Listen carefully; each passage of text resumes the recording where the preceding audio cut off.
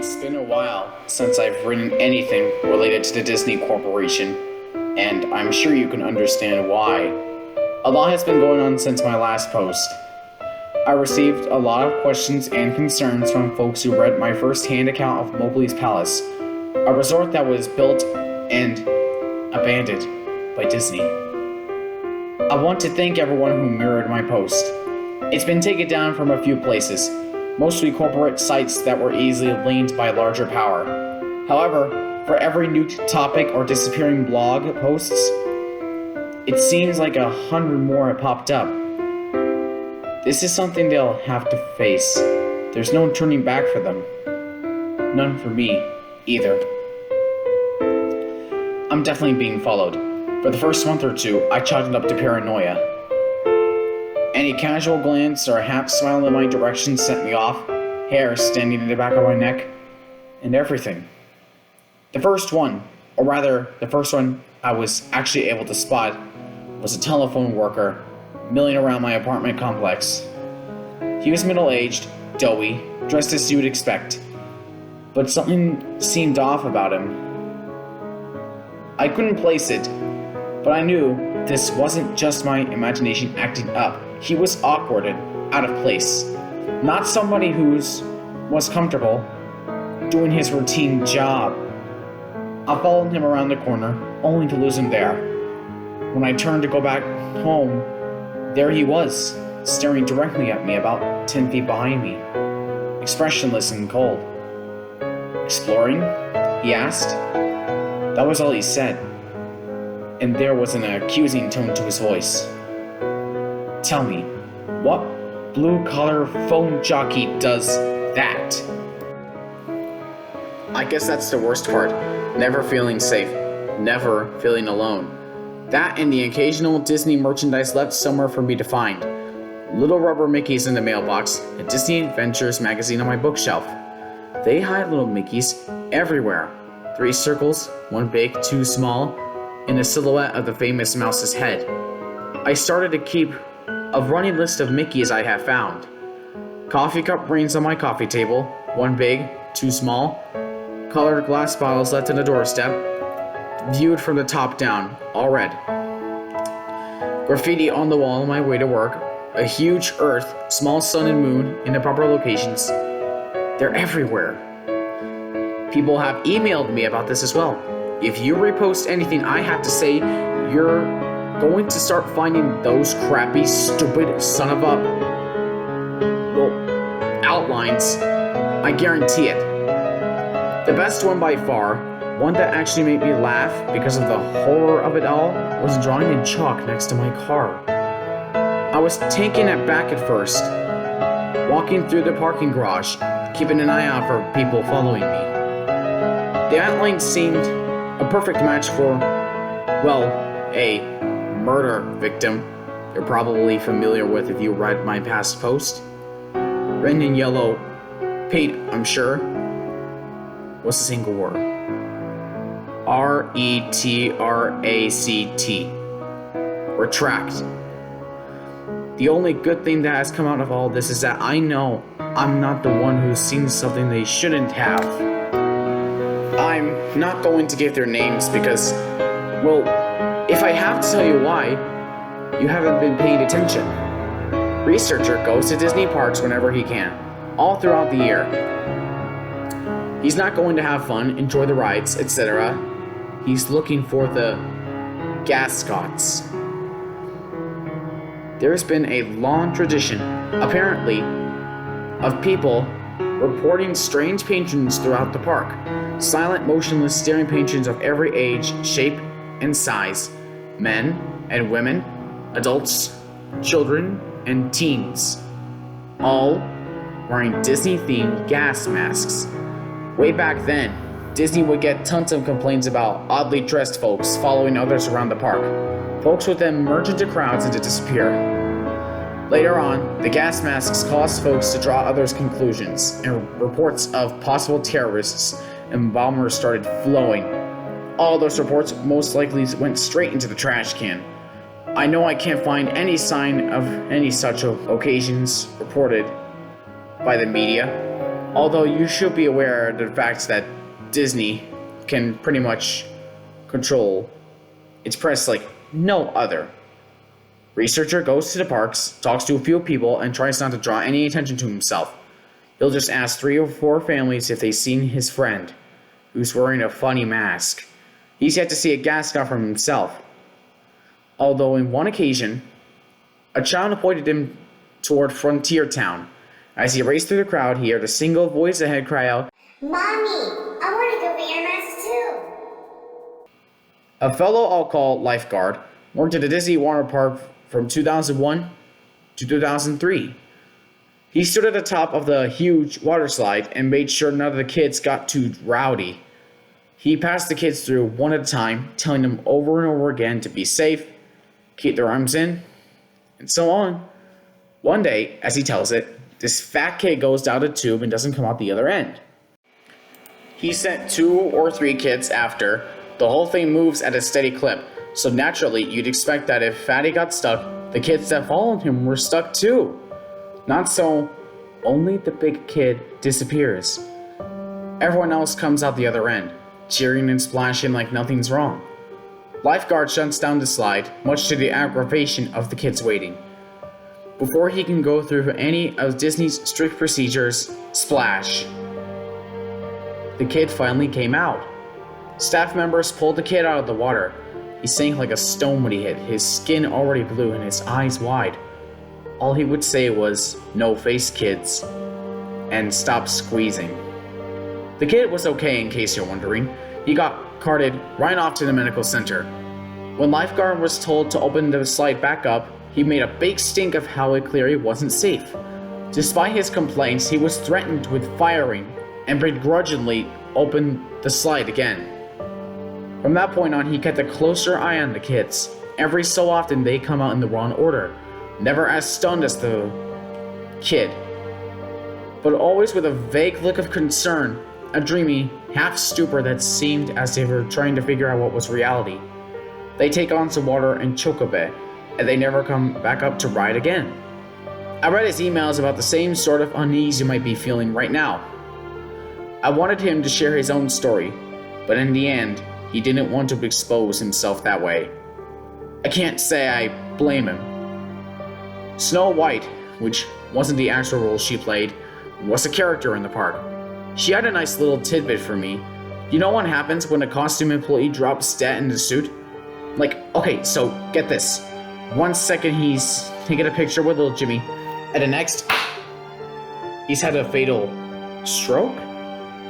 A second costume mascot in the area has to sit with a corpse on a curb or bench and wait for the designated dry cleaner to arrive and cart the body away in a discreet manner. All the while, patrons have no idea they're sitting with a dead body for photo albums. Feel free to check your photos at this point. That was bad. Another fellow, janitor, went completely off the creepy charts. Disneyworld, and probably others, is built with a series of underground tunnels just below your feet, 3 stories worth. Anything and everything you can imagine is down there, for the use of the employees. They were called utilidors, utility corridors. Basically, that's the reason you don't see characters out of place or janitors wandering through the park. They pop in and out of hidden doors and travel a concealed town you're walking on. Janitor told me he might be common in knowledge, but was none of this news to me. Walt Disney had several apartments built into his parks. There was one above Cinderella's castle, there's one over the Pirates of the Caribbean ride. They're over the place. More than that, there are nightclubs, a movie theater, a bowling alley, and much more, all behind doors built right into whimsical facades you pass by without a second look. Club 22 is one such hidden area. If you have the cash to join the exclusive club, you don't, then you'll have access to it and much more. Club 22 is a place where anything goes. Disney Code calls these places dark zones, spots where the squeaky clean visage of Mickey gives away to drinking, drugs, and yes, I can't even say that other word. Conversely, the rest of the park is the bright zone, with a few gray zone utilidors between. As far as janitor has said, it wasn't always that way. It was more of a slow decline and a gradual relaxation of social norms within the light group. The reason he knows all of this? You may have already guessed. He's cleaned it. After a lengthy background check and non-disclosure form, janitor moved up from a park attendant to one of the dark zone cleaning crew. Now, before you get some satanic human sacrifice vision in your head, janitor saw nothing of the sort. Lots of empty alcohol bottles. Yes, used condoms scattered like deflated New Year's balloons. Oh, yeah. He's cleaned up to his share of blood, pee, and barf, but it was all down to the unrestricted behavior of patrons as opposed to any sort of the cult behavior. At least that's how he sees it in retrospect. All that trash, that profane crap, went into a furnace and mingled up with the smoke of the quaint cottage's chimney. If you've been to Disneyworld, you breathed ultra-condensed sin. Backing up this information was Hammer. Hammer mailed me the old-fashioned way, though I don't know how he got my home address. He sent me photocopies of work papers proving his appointment, with the instruction to burn them when I was convinced, which I did gladly. Hammer worked around the Disney World park doing demolition and construction. At one point, he approached his superior regarding some strange construction plans. There was a wide, rectangular area marked off in the blueprints, about the size of a supermarket. The area was left unnamed, and only bore the words, "Do not dig." Not only was his superior in the dark, but he was super freaking purposefully in the dark. He didn't want to talk about it and didn't want to know about it, and ended the conversation with, "This space intentionally left blank." Hammer didn't get it. The area seemed a waste of space, and it was directly conflicting with the work his team have been given. He started poking around the area of his off time, finding only a derelict steel door and a great span of concrete just beyond. It was a supermarket's worth of blank gray floor. Soon after, Hammer started picking Gascots out of the crowds. Unlike all other reports, the people, the things, would stand in full view of the guy. They'd cluster together in the distance, or they'd just press against a wall when he turned a corner. He said they moved weird, like they were weak or injured, like a deer that has been run down by a hunter and can't flee anymore. The gas masks. The Disney character faces with filters jammed in. He noted that they seemed wet on the inside, like condensation on a car window. Tiny beads of water glimmered behind the glass, making it impossible for any of them to actually see. Probing further, Hammer started asking questions of anyone and everyone who had been working at the park for a decade or more. He had dead ends throughout until he's directed to Ida, an elderly woman who worked at a restaurant on Main Street. She'd been there since way back, and though nobody had the balls to ask directly, everybody knew she had plenty of terrible stories to tell. Hammer asked about the empty space, then about the gas mask's customers, and at first he thought he had received the same answers he's gotten so far. She was quiet. Eerily quiet. "Room 0, she croaked.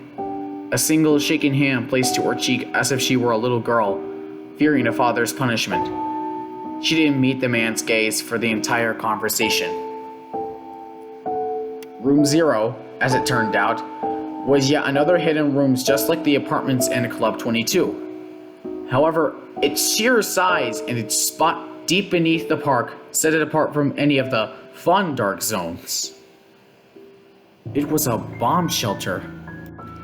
Room 0 was built to withstand a massive attack, be it conducted by foreign or domestic enemies. Room 0 was to be stocked with enough rations to feed the entire park average numbers of patrons at any given moment, and it housed a smaller yet lavish panic room or sorts to the Disney higher-ups. During World War II, official Disney gas masks were actually produced for children to wear in the event of an attack. The idea was that it would be less scary for kids if Mickey's face was emblazoned on the wartime safety device. Yes, I know the obvious problems with that. During the Cold War scare of the 60s, when Disney World was constructed, Room Zero was stocked with similar masks as well. Whether they cared about the fears of children or just callous branding, the things found their way down there. Once more, some genius decided that kids would then be frightened by the gas masks their parents wore, and so all masks, adult and child, were made to comply to this insane standard.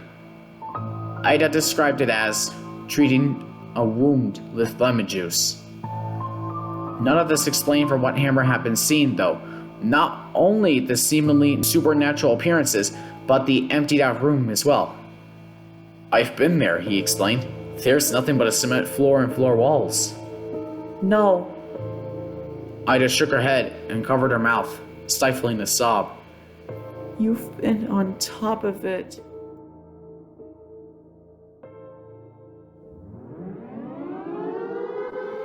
Someone or something sounded the alarm one day, when the park was at full capacity. The warning was clear.